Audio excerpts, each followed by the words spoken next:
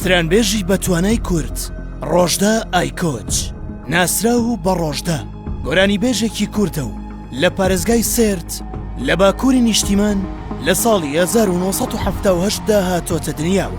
لە ساڵی 1991 چووە بۆ ئیستانبول و لەوێ هاوکاری خۆی لەگەڵ ناوەندی چاندنی مەزۆپۆتامیا و کۆمە گوڵین خەرزان دەست پێ کردووە.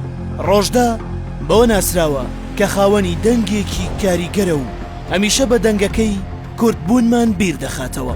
ساڵی 2010 بۆی وتنی گۆرانی هەڤاڵ کاموران لە شاری ئامەد لە بەردەم ژمارەیەکی زۆر گوێگردا دەست بەسەر کرا و لە دادگاییەکی تورکیدا سزای 1 ساڵ زیندانی بەسەردا سەپێندرا.